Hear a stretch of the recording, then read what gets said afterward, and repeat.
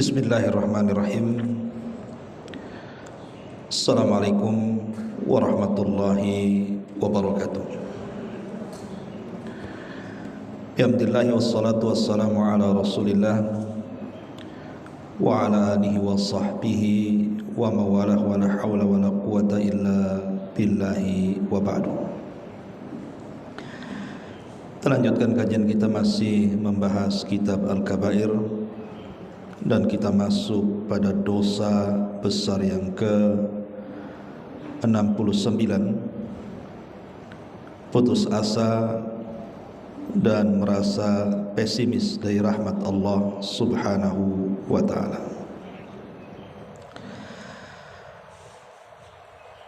Kita baca dulu kitabnya, baru kita jelaskan. Allah Subhanahu wa ta'ala berfirman, innahu la yai'asu min rauhillahi illal qaumul kafirun. Sesungguhnya yang berputus asa dari rahmat Allah itu hanyalah orang-orang kafir.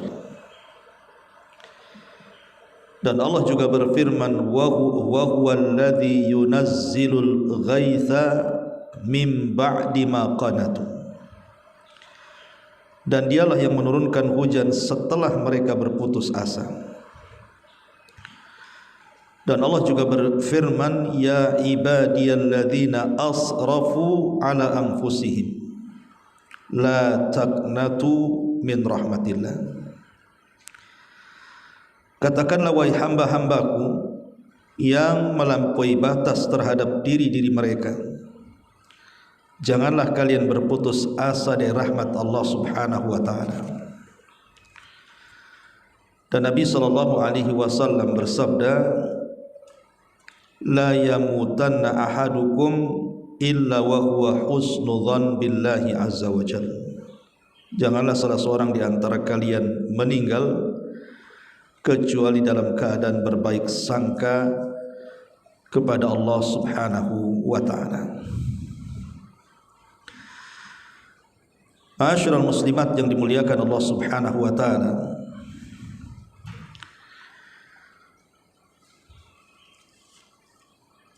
ayat yang pertama dalam surah Yusuf, ayat 87 ini,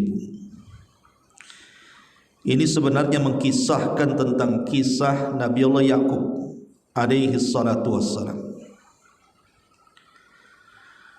Ketika Nabi Allah Ya'qub alaihi salatu wassalam kehilangan anak yang dicintainya, Nabi Allah Yusuf, karena kezaliman saudara-saudaranya,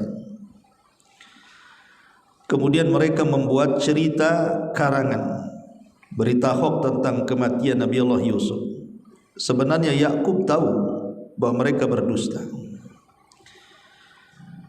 Makanya kemudian Nabi Allah Ya'qub mengatakan, ya bunai idhabu fatahassasu min Yusuf wa akhi wa la tai'asu min rauhillahi innahu la yai'asu min rauhillahi illal qaumul kafirun. Wahai anak-anakku, pergilah kalian cari berita tentang Yusuf dan saudaranya, maksudnya Binyamin. Karena ketika itu Nabi Yusuf alaihi salatu wassalam ketika sudah menjadi orang yang sukses di Mesir, kemudian terjadi paceklik di mana-mana, akhirnya kemudian datang dari berbagai macam daerah termasuk Palestina, yang akhirnya menukar barang-barang berharga dengan makanan ke Mesir. Lah Yusuf ketika itu sudah berhasil menjadi orang besar di Mesir dan menahan Binyamin. Makanya kesedihan Nabi Allah Ya'qub bertambah-tambah. Sudah kehilangan Nabi Yusuf, kehilangan pula putranya yang satu. Beliau mengatakan, wahai anak-anakku, pergilah kalian cari berita tentang Yusuf dan saudaranya, dan janganlah kalian berputus asa dari rahmat Allah. Kenapa? Karena sesungguhnya tidaklah berputus asa dari rahmat Allah melainkan mereka orang-orang kafir. Ayat ini menunjukkan bahwa berputus asa itu adalah ciri khas orang kafir. Tetapi orang-orang yang beriman, mereka tidak mungkin berputus asa. Lalu apa penyebabnya orang itu bisa putus asa? Ada dua penyebabnya. Kenapa orang itu bisa berputus asa? Terutama putus asa dari rahmat Allah Subhanahu wa taala. Pertama, an yusrif al-'abdu ala nafsihi wa yatajarra 'ala al-maharim fayasiru 'alaiha wa yusammimu 'ala al-iqamati 'ala al-ma'siyati wa yaqta ta'amahu min rahmatillahi azza wa jalla. Pertama, karena seorang hamba itu selama hidupnya selalu melampaui batas. Dia terjang semua kemaksiatan. Dia habiskan waktu-waktunya hanya untuk melakukan kejahatan, dan dia hobi melakukan dosa. Sehingga ketika itu yang dilakukannya, maka maksiat akan jadi kebiasaannya. Ketika itu dia menjadi orang yang berputus asa dari rahmat Allah Subhanahu wa taala, dan itulah yang diinginkan syaitan. Seseorang dijauhkan dari Allah Subhanahu wa taala. Sehingga akhirnya ketika sudah terlampau banyak maksiat yang ia lakukan, berakhir apa? Dia merasa tidak layak maksiatnya itu diampuni Allah. Karena sudah terlalu banyak dosanya, berfikir bahwa Allah Subhanahu wa taala tidak mungkin mengampuninya. Akhirnya putus asa, lanjut pula dia melakukan dosanya. Dan ini bahaya. Karena berputus asa itu lebih bahaya dibandingkan dosa yang dilakukannya. Karena putus asa itu menghalangi taubat.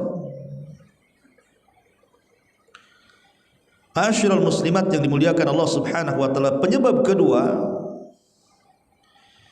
perasaan takut yang bersangatan. Perasaan takut yang bersangatan sehingga imannya lemah. Ketika kemudian dia merasa takut kalau Allah Subhanahu wa taala tidak mungkin membuka pintu rahmatnya, dari situ mulailah dia berputus asa. Seolah-olah hidupnya tidak ada guna. Boleh jadi karena banyaknya masalah dalam kehidupannya. Mungkin faktor kesehatan, mungkin faktor ekonomi, mungkin faktor yang lainnya. Terutama sakit yang dideritanya. Sehingga banyak orang yang kemudian berputus asa dari rahmat Allah Subhanahu wa taala. Seolah-olah Allah itu sedang mengazab dirinya dan tidak dianggapnya itu sebuah ujian bagi dia. Jadi ujian Allah Subhanahu wa taala dianggap azab dari Allah Subhanahu wa taala, sehingga dia berputus asa dari rahmat Allah Subhanahu wa taala. Lah ini bahaya. Dua perkara inilah yang menyebabkan kenapa manusia berputus asa nih. Tentu muaranya adalah karena suudzon billahi azza wa jal, berburuk sangka kepada Allah Subhanahu wa taala. Inilah pemicu orang berputus asa. Adapun sebab-sebab yang muncul di masyarakat umumnya, kenapa orang bisa putus asa itu, Bu? Pertama, ya tadi karena masalah penyakit. Mungkin ada orang itu diuji oleh Allah Subhanahu wa taala, diberikan penyakit yang berkepanjangan. Dia sudah berusaha untuk berobat ke sana kemari, ke rumah sakit ini, ke rumah sakit itu, dokter pun sudah angkat tangan mengobatinya. Akhirnya dia hanya bisa terbaring, duduk di kursi roda, tidur pun harus diangkat orang, makan pun harus disuapi, ke kamar mandi pun harus dituntun, dan begitu seterusnya. Belakangan akhirnya dia putus asa dan memilih lebih baik mati dibandingkan hidup. Dan itu banyak. Karena orang kalau sudah sakit parah itu, Bu, syaitan lebih dekat kepada dia. Jangan sampai kemudian orang yang sakit parah itu kemudian mengakhiri hidupnya dengan husnul khatimah. Itu yang tidak dimau syaitan. Makanya syaitan tidak akan meninggalkan orang yang sakit. apalagi sakitnya parah, apalagi sakitnya sampai menuntun kepada ajalnya. Kalau bisa orang ini diakhiri dengan su'ul khatimah, diwaswasilah kemudian oleh syaitan bahwa orang seperti kamu ini sudah tidak berguna, merepotkan orang. Tidak kau lihat kasihan orang-orang yang hari-hari menunggumu, mengobati kamu dengan sabarnya mereka, akhirnya gara-gara kamu mereka direpotkan semuanya. Mulailah setan membisikkan itu seperti itu.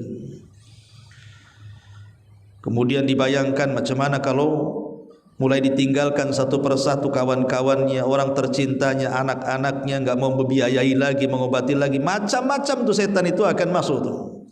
Sampai betul-betul orang ini putus asa, akhirnya lebih baik mengakhiri hidupnya atau lebih baik mati dibandingkan hidup. Putus asa. Dia tidak tahu bahwa di balik sakit itu ada nikmat, bisa menggugurkan dosa, bisa mengangkat derajat. Boleh jadi Allah Subhanahu wa taala tidak sembuhkan itu sebab kalau sembuh bisa saja dia maksiat, bisa saja dia jahat, bisa saja kemudian dia melakukan dosa yang pernah dulu dia lakukan. Banyak hikmahnya. Karena ada orang-orang yang Allah tidak sembuhkan itu karena kemaslahatan untuk dirinya sendiri. Wa asa an takrahu syai'an wa huwa khairul lakum. Terkadang apa yang kita anggap jelek itu baik pula di hadapan Allah. Ini yang pertama yang banyak di masyarakat. Gara-gara sakit orang itu putus asa. Kemudian perkara yang lain yang menjadikan kemudian banyak manusia itu berputus asa karena faktor ekonomi. Faktor ekonomi, susah mencari ekonomi. Kerja sana enggak beres, kerja situ tak beres. Dan dia tidak sabar. Ditambah-tambah kecintaan kepada dunia itu lebih dibandingkan kecintaan kepada akhirat. Angan-angannya tinggi, ingin kaya, ingin sukses, ingin itu, ingin ini gitu ya. Tapi tidak dibarengi dengan tawakal ia kepada Allah dan mengambil sebab. Dijauhi pula akhirat, dikejarnya pula dunia, dunia yang dikejar pula tak dapat-dapat. Tetap aja dia miskin, tetap saja dia sewa, usir sana usir sini dan begitu seterusnya. Ini terkadang orang-orang seperti ini kalau lemah imannya, lemah jiwanya, tidak sabar, ini bisa putus asa. Betapa banyak orang-orang yang kemudian kekurangan ekonomi, banyak yang dibiayai, tidak sabar, setan masuk, ngasih was-was, berakhir dengan apa? Membunuh dirinya. Bagus bunuh diri aja lah aku katanya. Dan itu kita lihat dalam berita. Hari-hari kita melihat berita di YouTube, di televisi, di koran-koran, ada orang yang mati setelah diselidiki rupanya bunuh diri. Bahkan mengajak pula keluarganya untuk bunuh diri. Bahkan dibunuh pula tuh anak-anaknya supaya mati sama-sama. Ini kan bahaya Bu kalau orang sudah putus asa seperti ini. Ya. Ma'asyiral muslimat yang dimuliakan Allah Subhanahu wa taala. Ataupun putus asa itu karena berkawan dengan orang-orang yang putus asa juga atau Bu. Ibu jangan berkawan dengan orang yang berputus asa, nanti jadi putus asa juga jadinya. Berkawanlah dengan orang-orang yang punya cita-cita tinggi. Orang-orang yang bisa menasihati supaya bangkit kehidupan kita dengan orang-orang baik. Ini berkawan dengan orang putus asa jadi putus asa lah jadinya. Ma'asyiral muslimat yang dimuliakan Allah Subhanahu wa taala. Ataupun di antara sebab di masyarakat ya tadi boleh jadi mungkin dia terlampau banyak dosanya, semua maksiat sudah dikerjakannya, semua kemungkaran sudah dilakukannya. Ketika hidayah sampai di hatinya, mulai dia berpikir untuk tobat, tapi tak jadi tobat, takut dengan dosanya, dan dia tidak yakin bahwa pintu tobat itu terbuka lebar-lebar.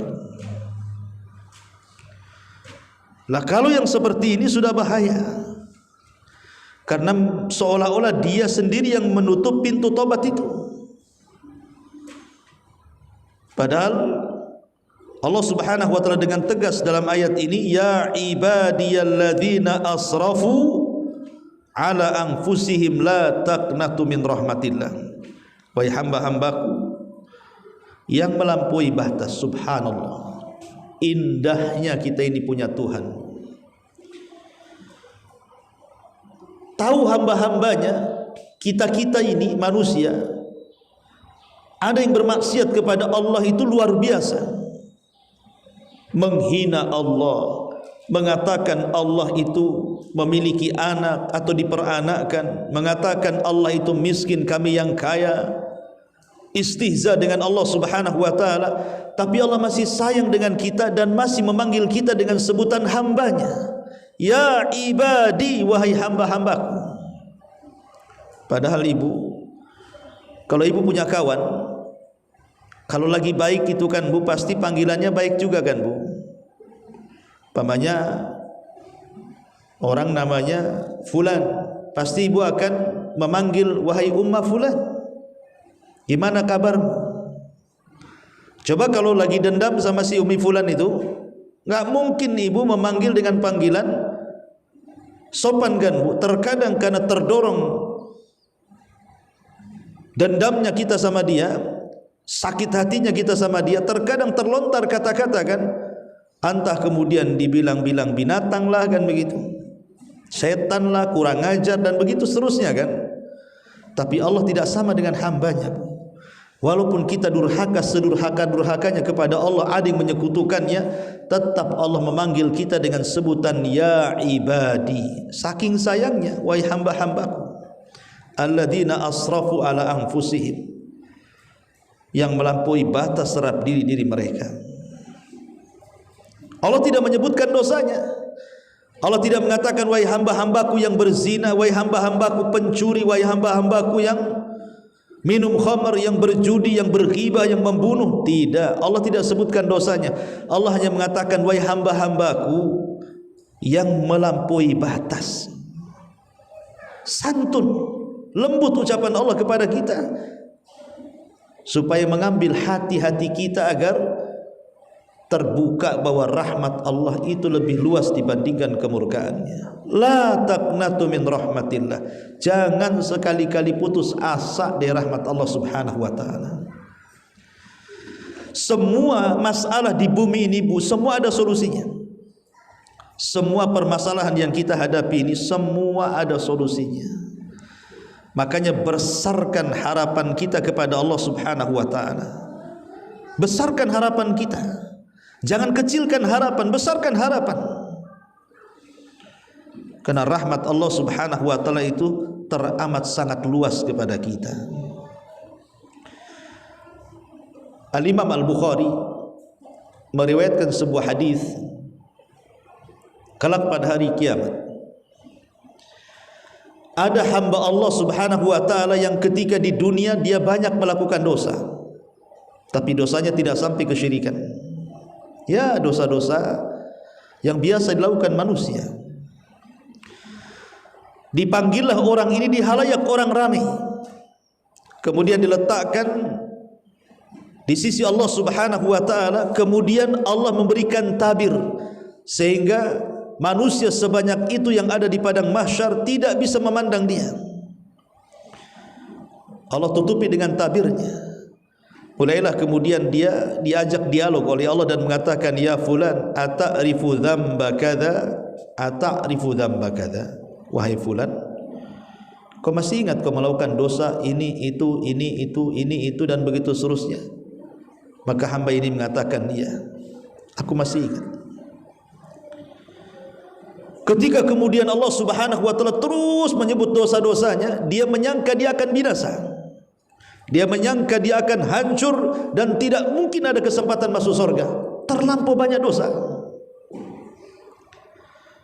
Tiba-tiba Allah Subhanahu wa ta'ala mengatakan, macam mana pendapatmu? Maka dia mengatakan, celaka aku ya Rabb, pasti aku akan binasa. Kata Allah, lalu apa yang kau harapkan dari dosa-dosamu ini? Maka orang ini mengatakan, tidak ada yang kau harapkan kecuali ampunan. Maka Allah Subhanahu wa taala mengatakan, ya fulan laqad satartuka fid dunya wa aghfiru lakal yauma. Wahai fulan, ingat enggak kau ketika melakukan dosa di dunia itu, aku tutup aibmu, aku tutup aibmu, dan sekarang di akhirat ku ampuni pula dosa-dosamu. Lihat bagaimana Allah Subhanahu wa taala sayangnya dengan kita. Di dunia Allah tutup aib kita, di akhirat pula Allah ampuni pula dosa-dosa kita. Dan itulah sayangnya Allah kepada kita, menutup dosa kita. Kalau seandainya Allah bongkar aib saya, Allah bongkar aib ibu, dan Allah bongkar aib manusia, dan Allah letakkan setiap dosa itu bau, tentu tidak ada orang yang duduk di samping orang lain selamanya. Pasti habis. Jangan lagi cerita semua aib dibongkar, satu aib saja dibongkar. Satu aib dibongkar. Kita ini kadang-kadang sudah malu, sudah ngedon duluan kan, Bu. Contoh babanya, ibu kalau depan suami ya baik gitu ya, muji suami. Kemudian ibu ngomonglah sama kawannya tentang keburukan suaminya. Padahal ibu sudah ngomong sama kawannya, jangan bilang-bilang ya, nanti suami saya dengar. Tahu-tahu entah dari mana berita itu sampai pula di telinga suami. Marah suami. Apa gak malu kan, Bu? Oh, selama ini rupanya begini, begitu, begini, begitu, tak ada uang belanja. Itu ya. Itu baru satu tuh.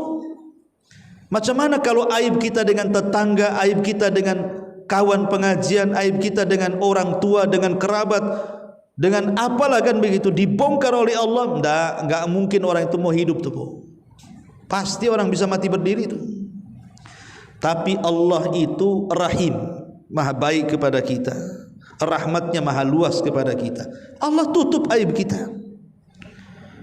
Terkadang ada dosa-dosa yang kita lakukan, orang tidak ada yang tahu kan.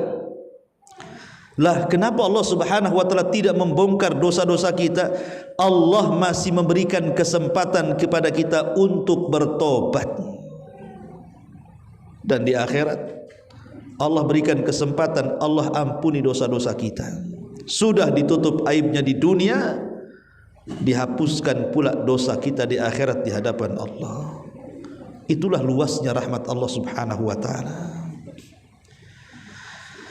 Ma'asyiral muslimat yang dimuliakan Allah Subhanahu wa taala, ada orang yang putus asa karena sudah berdoa meminta kesembuhan, meminta ekonomi, meminta keturunan, dan macam-macamnya lah dalam urusan dunia, tidak kunjung dikabulkan oleh Allah Azza wa Jalla.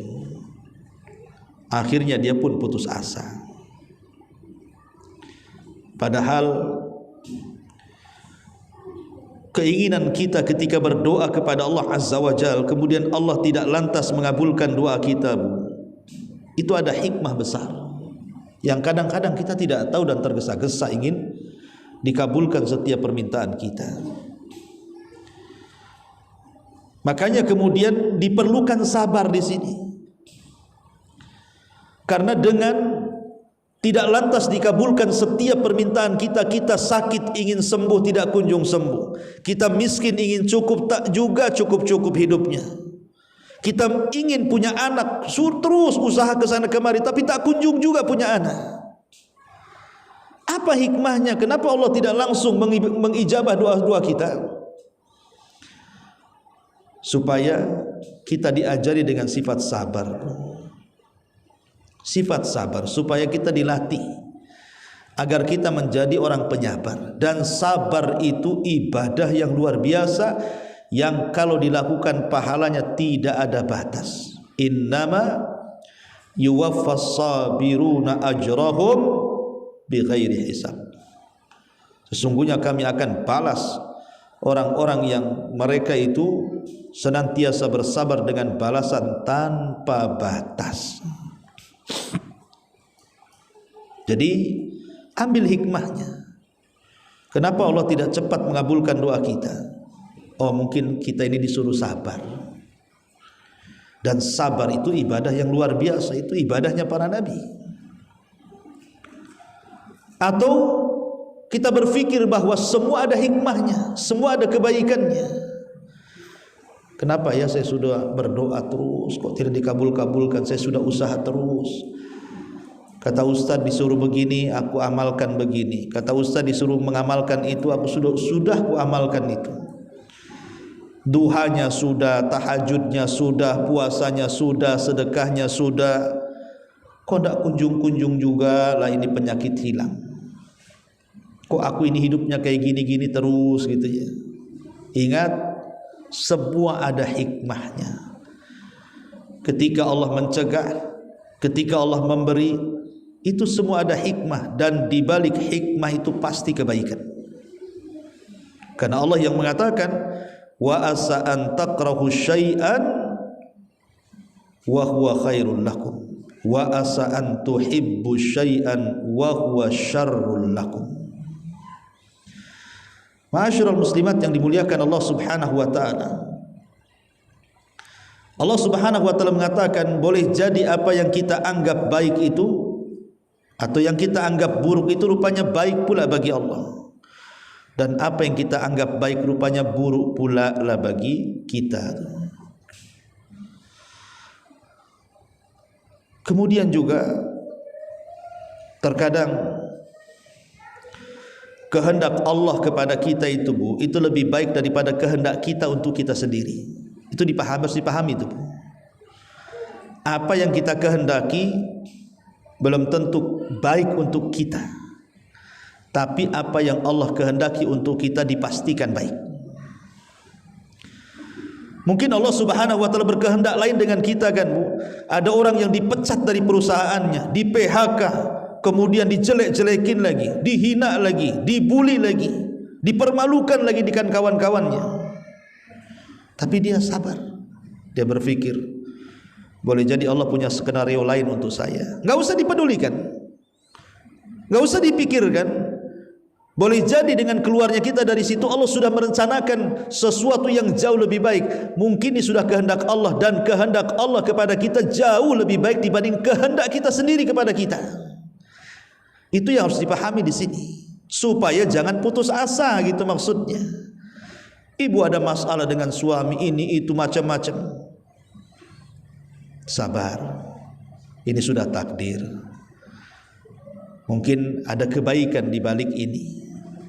Yang jelas kita terus berdoa, mencari sebab, sandarkan kepada Allah Azza wa Jal. Jangan menyandarkan kepada sebab, jangan menyandarkan kepada ikhtiar kita. Sandarkan semua kepada Allah. Percuma kita menyandarkan kepada ikhtiar kita, karena belum tentu ikhtiar kita berhasil. Tapi kalau Allah sudah menghendaki dengan takdir yang dituliskannya, pasti berhasil. Walaupun ikhtiarnya biasa-biasa saja. Karena yang pertama itu menyandarkan kepada Allah. Adapun ikhtiar itu nomor 2 sebagai sebab. Ma'asyiral muslimat yang dimuliakan Allah Subhanahu wa taala. Atau boleh jadi ketika ibu berdoa meminta sesuatu kok enggak dikabul-kabulkan ya. Minta sembuh tetap sakit, minta kaya tetap miskin. Boleh jadi seperti sabda Nabi, imma an tu'ajjila lahu da'watu wa imma an yaddakhiruha lahu fil akhirah wa imma an yasrif anhu minas su' mithlaha. Boleh jadi Allah menyegerakan keinginan kita, atau Allah sengaja menabung keinginan kita untuk kelak mengangkat derajat kita di sorga, atau Allah memalingkan kita dari keburukan sehingga permintaannya tidak diberi, tetapi pengabulan yang lain pula yang diberikan kepada Allah berupa dijauhkan dari keburukan. Ya, mungkin ibu miskin tapi ibu sehat. Ya. Karena banyak orang kaya penyakitnya banyak.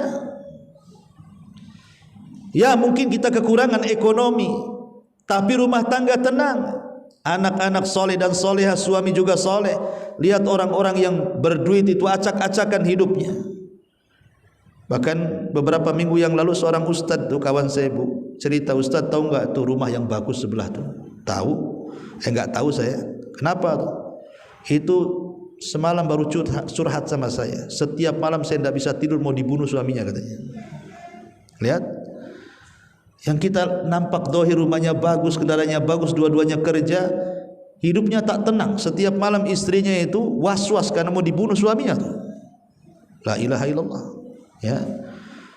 Jadi harus dipahami, dan para nabi juga ketika berdoa tidak lantas kok dikabulkan. Nuh, bayangkan 950 tahun dia berdoa kepada Allah Azza wa Jalla, hidayah kepada kaumnya, dikabulkan? Tidak, kan ada hikmah. Hanya sedikit yang mengikuti Nuh. Nabi Ibrahim, Nabi Zakaria bertahun-tahun dia berdoa minta keturunan, setelah tua baru dikasih keturunan. Nabi kita Muhammad sallallahu alaihi wasallam juga sama. Maka ambil hikmahnya. Boleh jadi sakit yang tidak disembuhkan itu supaya kita jangan maksiat, supaya kita jangan berbuat jahat, supaya kita tidak terjerumus kepada kemungkaran yang terulang, yang sebelum kita sakit kita biasa melakukannya. Intinya bahwa jangan putus asa. Teruslah menanamkan keikhlasan kita dalam doa. Kemudian bertakwalah kepada Allah, karena takwa itulah yang bisa menghilangkan semua masalah hidup kita. Wa man yattaqillah yaj'al lahu makhraja. Siapa yang bertakwa kepada Allah, maka Allah akan carikan setiap permasalahan jalan keluarnya. Dan jauhilah hal-hal yang bisa tercegahnya permintaan kita kepada Allah. Kenapa ya saya kok berdoa terus, ada usaha juga, kok enggak juga dikabul-kabulkan? Boleh jadi mungkin kita ada penghalang-penghalang doa, masih makan yang haram, masih minum yang haram, masih kerja di tempat-tempat kerja haram, atau doanya isinya ada perbuatan dosa dan kemaksiatan. Coba terfikir ke situ. Jadi banyak hal perkara kenapa Allah Subhanahu wa taala tidak mengabulkan doa kita. Tapi yang jelas bahwa jangan putus asa. Yakini bahwa di dalam ketidak dikabulkannya doa kita itu, atau diakhirkannya pengabulan doa kita itu, karena ada hikmah yang besar, dan itu sebuah kebaikan, karena pilihan Allah itu pasti terbaik untuk kita. Belum tentu pilihan kita lebih baik daripada pilihan Allah Subhanahu wa taala. Ma'asyiral muslimat yang dimuliakan Allah Subhanahu wa taala. Lalu bagaimana caranya supaya kita ini bangkit dan mampu menghadapi keputusasaan? Satu, Bu, mantapkan keimanan kita kepada takdir. Ini penting. Mantapkan keimanan kita kepada takdir. Di mana Allah mengatakan ma asaba min musibatin fil ardi wala fi anfusikum illa fi kitabin min qabli an nabra'aha inna dzalika 'ala Allahi yasir likai la ta'sau 'ala ma fatakum wa la tafrahu bima atakum wallahu yuhibbu kulla mukhtalin fakhur. Sebutkan dalam surah Al-Hadid ayat 22, Bu. Tidak ada satupun bencana yang menimpa di bumi, dan tidak pula bencana yang menimpa kepada kalian, melainkan telah tertulis dalam kitab Lauhil Mahfuz sebelum kami menciptakan musibah itu. Dan itu mudah bagi Allah. Apa hikmahnya? Hikmahnya apa? Supaya kamu jangan berduka cita terhadap apa yang luput dari kamu, dan supaya kamu jangan terlalu bergembira terhadap apa yang diberikannya kepadamu. Dan Allah tidak suka setiap orang yang sombong lagi membanggakan diri. Artinya, kalau kita ingin bangkit dari keterpurukan, yakin dengan takdir. Semua sudah ditakdirkan. Kaya ditakdirkan, miskin juga takdir. Sehat takdir, sakit takdir. Semua sudah ditakdirkan.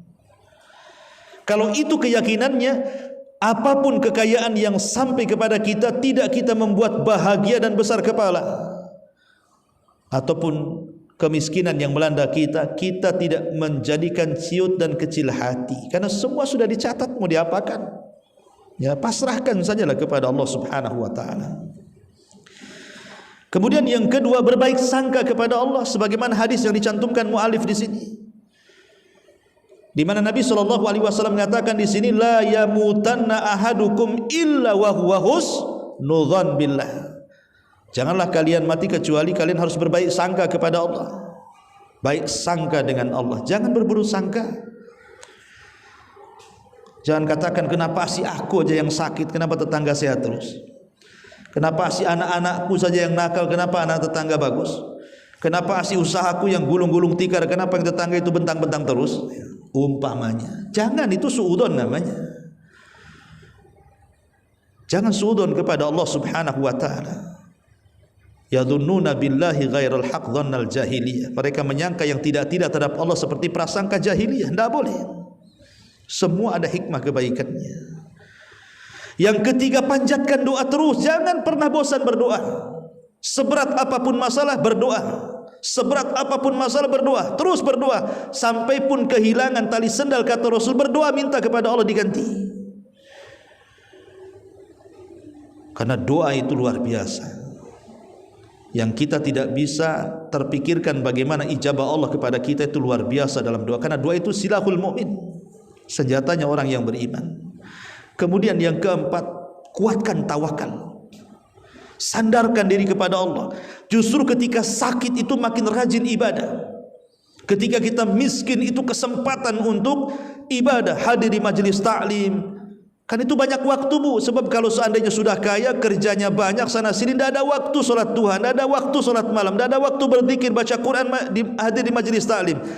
Ambil itu, mumpung lagi susah ini ada waktu. Makin dekat kepada Allah, sandarkan diri kepada Allah. Dan yang kelima, memiliki tekad yang tinggi, cita-cita yang luas. Dan itu kita bisa melihat. Saya itu punya tetangga, Bu, di kampung, tapi dia terkena penyakit stroke, ya. Tapi dengan kegigihannya, Bu, dia tidak pernah putus asa. Dia obati sendiri. Dia tetap datang ke masjid. Stroke itu, Bu, karena masih bisa jalan. Setiap hari dia olahraga. Pokoknya dia ada keinginan untuk sembuh. Akhirnya Allah takdirkan sembuh, Bu. Karena memang tekad yang tinggi itu pasti akan menghasilkan kebaikan di dalamnya. Dan yang lebih penting juga yang keenam, sabar dan juga bersikap tenang. Jangan gerasa-gerusu. Ya, sabar. Pasti ada waktunya. Tidak mungkin Allah itu menciptakan kita ini dalam satu kondisi, mustahil. Wa tilkal ayyam nudawiluha bainan nas. Hari itu diputar-putar Allah, kadang senang, kadang tidak, kadang stres, kadang bahagia, kadang berkumpul, kadang berpisah, kadang sakit, kadang sehat. Itulah manusia, berputar-putar aja di situ tuh. Kadang usaha lancar, kadang usaha seret. Maka sabar dan tenang, bersikap tenang. Kemudian juga tumbuhkan sifat optimis. Enggak boleh pesimis, itu enggak boleh. Insya Allah tidak ada apa-apa. Insya Allah sembuh. Insya Allah berhasil. Insya Allah bisa. Pokoknya seperti itu. Tumbuhkan sifat-sifat seperti ini. Jangan ngeluh dulu. Aduh, kayaknya nggak mungkin sembuh. Nggak mungkin berhasil. Nggak mungkin ini, nggak mungkin. Terus nanti nggak mungkin betul tuh kan. Nah, makanya jangan kemudian bersikap seperti itu. Cobalah optimis terus. Tafaul dalam bahasa Arab itu. Kemudian untuk menenangkan sedikit kalau kita terkena musibah itu, coba pandanglah, Bu, sejarah-sejarah para ulama, sejarah-sejarah para nabi. Ambil ibrah dari mereka. Kalaupun Allah memberikan ujian kepada kita, toh juga para nabi juga diberikan ujian, para sahabat juga sama, bahkan mereka lebih berat dibandingkan kita, supaya kisah-kisah itu menjadi tentara-tentara Allah yang bisa menenangkan hati kita. Dan tentunya yang terakhir, bekali dengan takwa dan ibadah yang lebih rajin lagi. Boleh jadi itulah penyebab Allah Subhanahu wa ta'ala akan memudahkan semua urusan kita.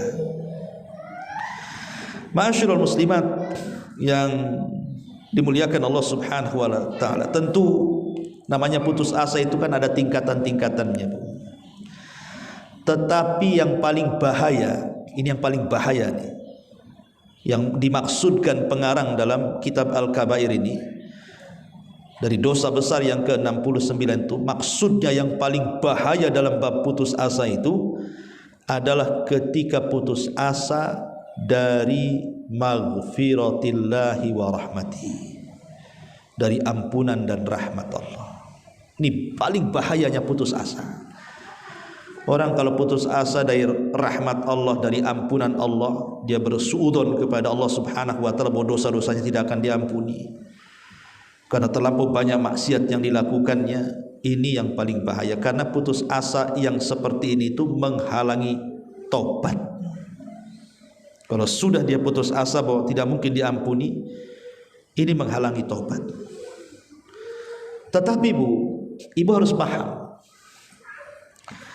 jangan pula kemudian kita itu terlampau putus asa, dan juga jangan pula kebalikan dari putus asa. Apa itu, Bu? Aman dari makar Allah.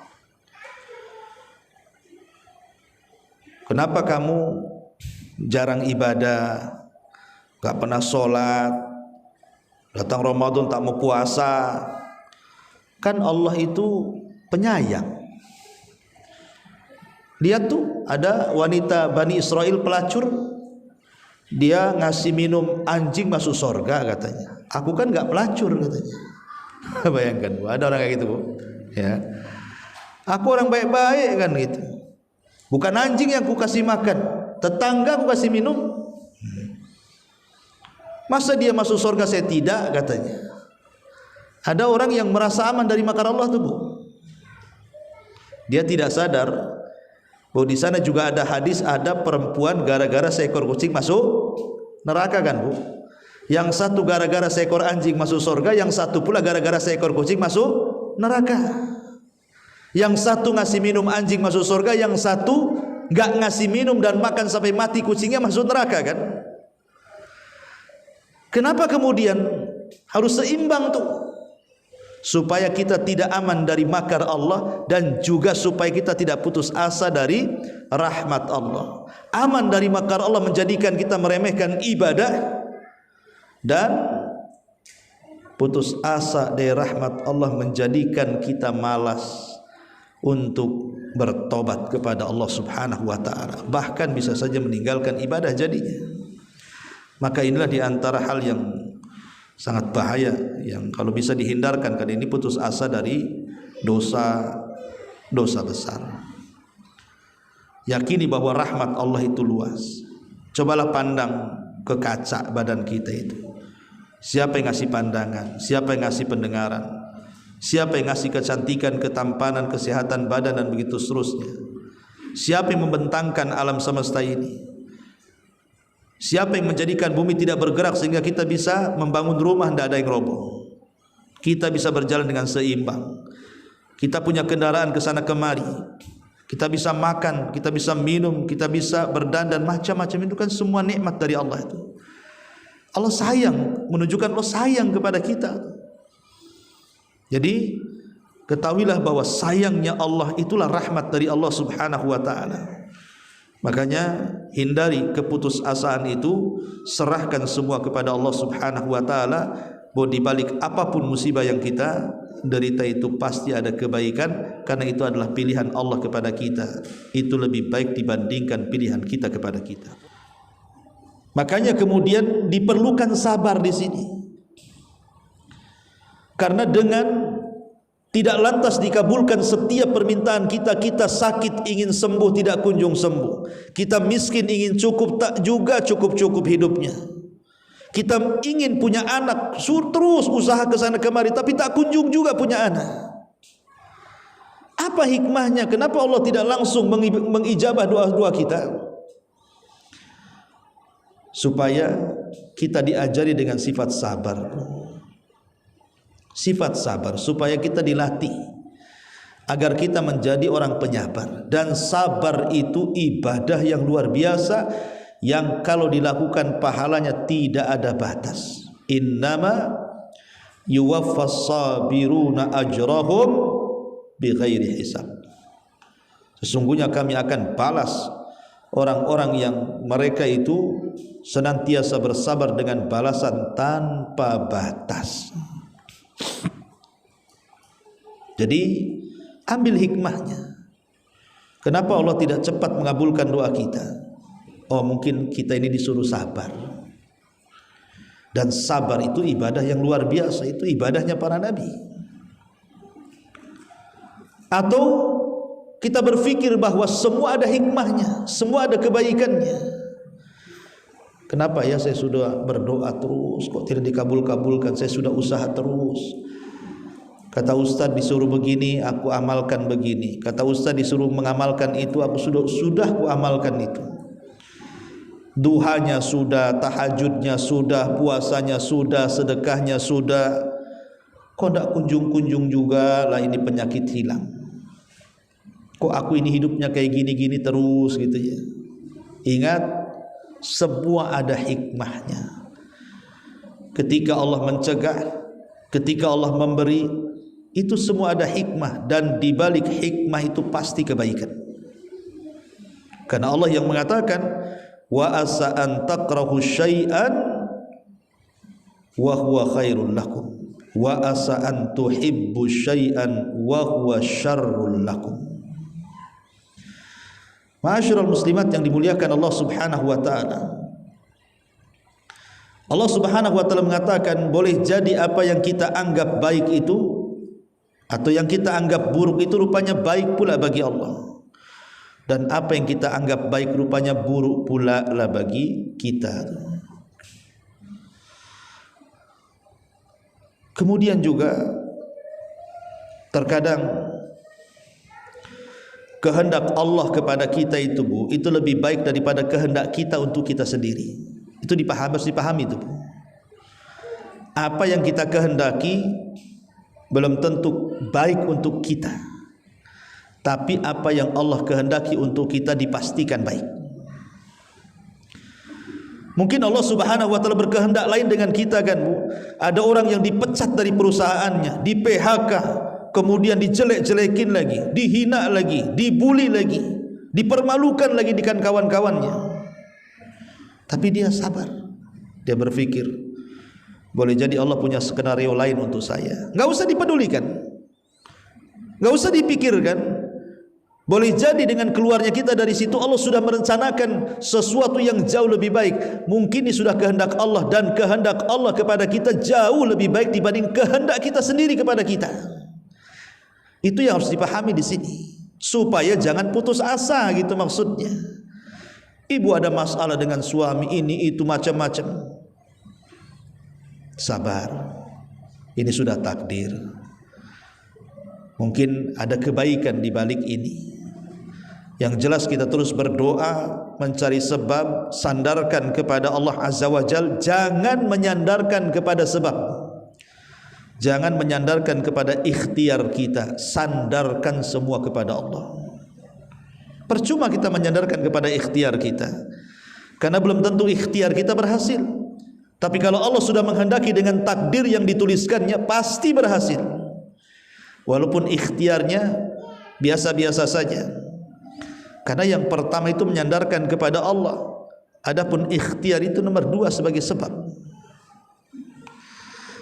Ma'asyiral muslimat yang dimuliakan Allah Subhanahu wa taala. Atau boleh jadi ketika ibu berdoa meminta sesuatu kok enggak dikabul-kabulkan ya. Minta sembuh tetap sakit, minta kaya tetap miskin. Boleh jadi seperti sabda Nabi, imma an tu'ajjila lahu da'watu wa imma an yaddakhiruha lahu fil akhirah wa imma an yasrif anhu minas su' mithlaha. Boleh jadi Allah menyegerakan keinginan kita, atau Allah sengaja menabung keinginan kita untuk kelak mengangkat derajat kita di sorga, atau Allah memalingkan kita dari keburukan sehingga permintaannya tidak diberi, tetapi pengabulan yang lain pula yang diberikan kepada Allah berupa dijauhkan dari keburukan. Ya, mungkin ibu miskin tapi ibu sehat. Ya. Karena banyak orang kaya penyakitnya banyak. Ya mungkin kita kekurangan ekonomi, tapi rumah tangga tenang, anak-anak soleh dan soleha, suami juga soleh. Lihat orang-orang yang berduit itu acak-acakan hidupnya. Bahkan beberapa minggu yang lalu seorang ustadz tuh, kawan saya bu, cerita, ustadz tahu nggak tuh rumah yang bagus sebelah tuh? Tahu? Nggak tahu saya. Kenapa tuh? Itu semalam baru curhat sama saya. Setiap malam saya tidak bisa tidur, mau dibunuh suaminya katanya. Lihat, yang kita nampak dohir rumahnya bagus, kendaraannya bagus, dua-duanya kerja, hidupnya tak tenang. Setiap malam istrinya itu was-was karena mau dibunuh suaminya tuh. La ilaha illallah. Ya. Jadi harus dipahami, dan para nabi juga ketika berdoa tidak lantas kok dikabulkan. Nuh, bayangkan 950 tahun dia berdoa kepada Allah Azza wa Jalla, hidayah kepada kaumnya, dikabulkan? Tidak, kan ada hikmah. Hanya sedikit yang mengikuti Nuh. Nabi Ibrahim, Nabi Zakaria bertahun-tahun dia berdoa minta keturunan, setelah tua baru dikasih keturunan. Nabi kita Muhammad sallallahu alaihi wasallam juga sama. Maka ambil hikmahnya.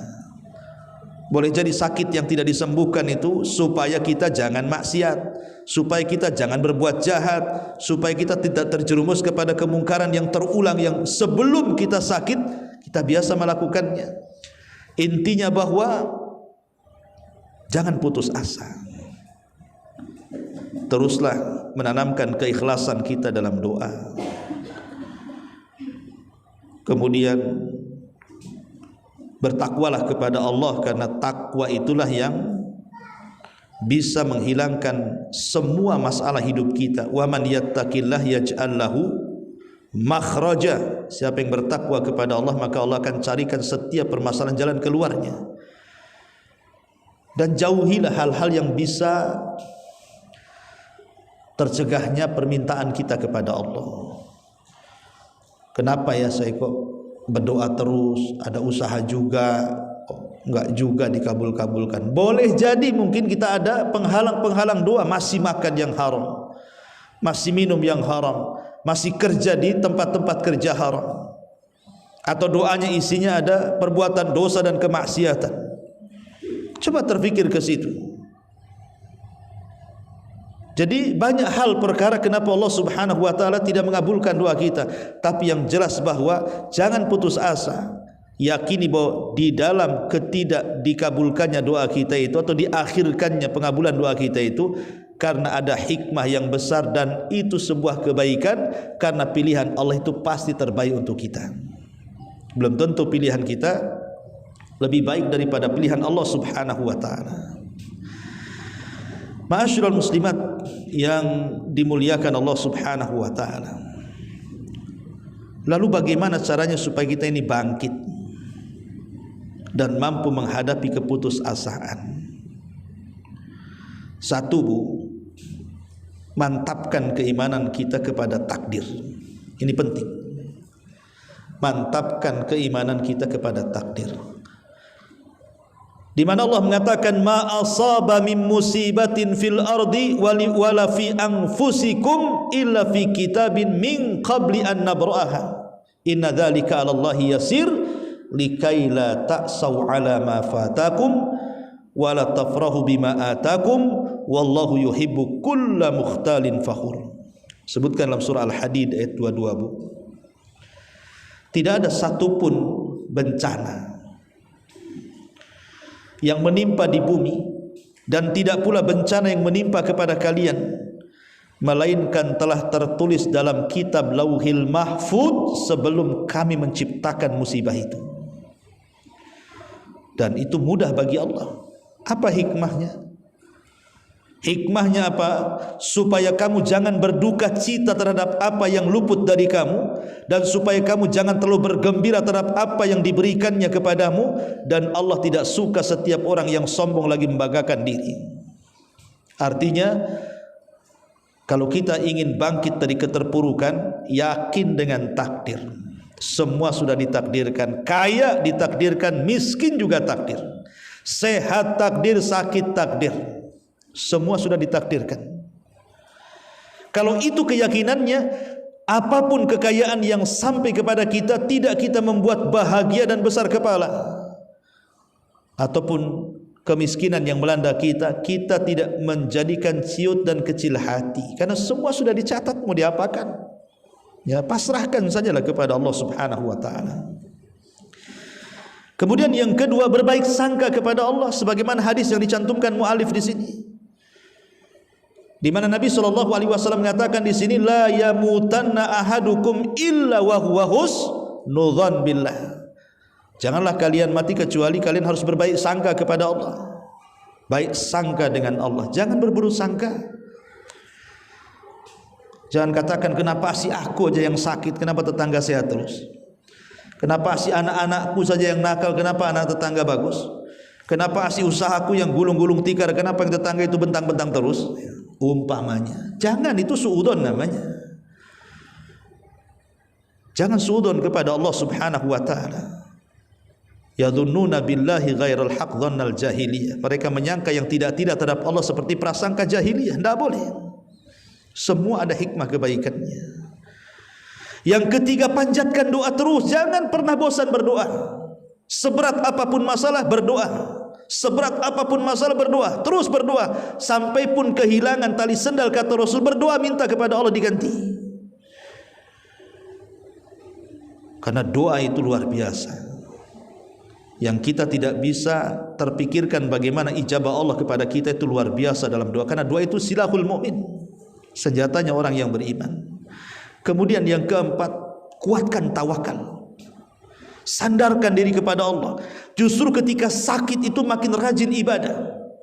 Ketika kita miskin itu kesempatan untuk ibadah, hadir di majelis ta'lim. Kan itu banyak waktu, Bu. Sebab kalau seandainya sudah kaya, kerjanya banyak sana sini, tidak ada waktu solat Tuhan, tidak ada waktu solat malam, tidak ada waktu berzikir, baca Quran, hadir di majelis ta'lim.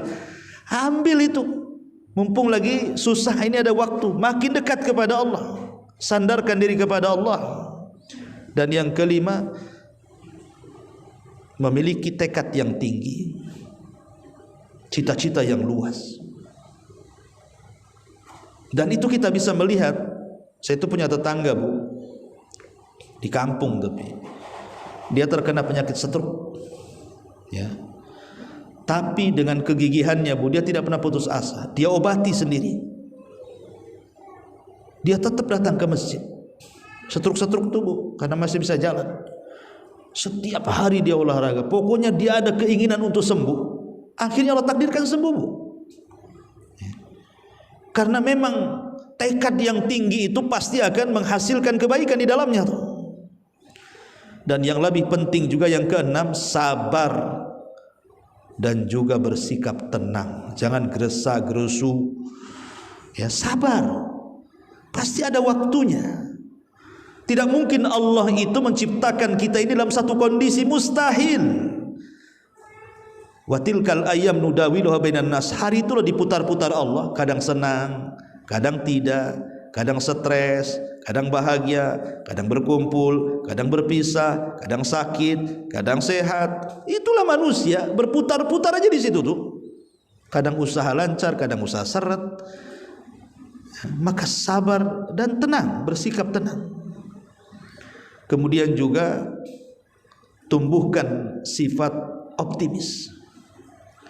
Enggak boleh pesimis, itu enggak boleh. Insya Allah tidak ada apa-apa. Insya Allah sembuh. Insya Allah berhasil. Insya Allah bisa. Pokoknya seperti itu. Tumbuhkan sifat-sifat seperti ini. Jangan ngeluh dulu. Aduh, kayaknya nggak mungkin sembuh. Nggak mungkin berhasil. Nggak mungkin ini, nggak mungkin. Terus nanti nggak mungkin betul tuh kan? Nah, makanya jangan kemudian bersikap seperti itu. Cobalah optimis terus. Tafaul dalam bahasa Arab itu. Kemudian untuk menenangkan sedikit kalau kita terkena musibah itu, coba pandanglah, Bu, sejarah-sejarah para ulama, sejarah-sejarah para nabi. Ambil ibrah dari mereka. Kalaupun Allah memberikan ujian kepada kita, toh juga para nabi juga diberikan ujian, para sahabat juga sama, bahkan mereka lebih berat dibandingkan kita, supaya kisah-kisah itu menjadi tentara-tentara Allah yang bisa menenangkan hati kita. Dan tentunya yang terakhir, bekali dengan takwa dan ibadah yang lebih rajin lagi, boleh jadi itulah penyebab Allah Subhanahu wa taala akan memudahkan semua urusan kita. Ma'asyiral muslimat yang dimuliakan Allah Subhanahu wa taala, tentu namanya putus asa itu kan ada tingkatan-tingkatannya. Tetapi yang paling bahaya, ini yang paling bahaya nih, yang dimaksudkan pengarang dalam kitab Al-Kabair ini, dari dosa besar yang ke-69 itu, maksudnya yang paling bahaya dalam bab putus asa itu adalah ketika putus asa dari maghfiratillahi wa rahmatihi, dari ampunan dan rahmat Allah. Ini paling bahayanya putus asa. Orang kalau putus asa dari rahmat Allah, dari ampunan Allah, dia bersuudzon kepada Allah Subhanahu wa taala bahwa dosa-dosanya tidak akan diampuni karena terlampau banyak maksiat yang dilakukannya. Ini yang paling bahaya, karena putus asa yang seperti ini itu menghalangi taubat. Kalau sudah dia putus asa bahwa tidak mungkin diampuni, ini menghalangi taubat. Tetapi ibu harus paham, jangan pula kemudian kita itu terlampau putus asa, dan juga jangan pula kebalikan dari putus asa. Apa itu aman dari makar Allah. Kenapa kamu jarang ibadah, gak pernah sholat, datang Ramadan tak mau puasa? Kan Allah itu penyayang. Lihat tuh, ada wanita Bani Israel pelacur, dia ngasih minum anjing masuk surga katanya. Aku kan gak pelacur katanya. Bayangkan ada orang kayak gitu ya. Aku orang baik-baik kan gitu. Bukan anjing yang ku kasih makan, tetangga ku kasih minum. Masa dia masuk surga saya tidak katanya. Ada orang yang merasa aman dari makar Allah tuh Dia tidak sadar bahwa di sana juga ada hadis, ada perempuan gara-gara seekor kucing masuk neraka kan Yang satu gara-gara seekor anjing masuk surga, yang satu pula gara-gara seekor kucing masuk neraka. Yang satu ngasih minum anjing masuk surga, yang satu nggak ngasih minum dan makan sampai mati kucingnya masuk neraka kan? Kenapa kemudian harus seimbang tuh? Supaya kita tidak aman dari makar Allah, dan juga supaya kita tidak putus asa dari rahmat Allah. Aman dari makar Allah menjadikan kita meremehkan ibadah, dan putus asa dari rahmat Allah menjadikan kita malas untuk bertobat kepada Allah Subhanahu wa taala, bahkan bisa saja meninggalkan ibadah jadinya. Maka inilah di antara hal yang sangat bahaya yang kalau bisa dihindarkan, karena ini putus asa dari dosa besar. Yakini bahwa rahmat Allah itu luas. Cobalah pandang ke kaca badan kita itu. Siapa yang ngasih pandangan? Siapa yang ngasih pendengaran? Siapa yang ngasih kecantikan, ketampanan, kesehatan badan, dan begitu seterusnya? Siapa yang membentangkan alam semesta ini? Siapa yang menjadikan bumi tidak bergerak sehingga kita bisa membangun rumah tidak ada yang roboh? Kita bisa berjalan dengan seimbang. Kita punya kendaraan ke sana kemari. Kita bisa makan, kita bisa minum, kita bisa berdandan, macam-macam. Itu kan semua nikmat dari Allah itu. Allah sayang, menunjukkan Allah sayang kepada kita. Jadi ketahuilah bahwa sayangnya Allah itulah rahmat dari Allah Subhanahu wa taala.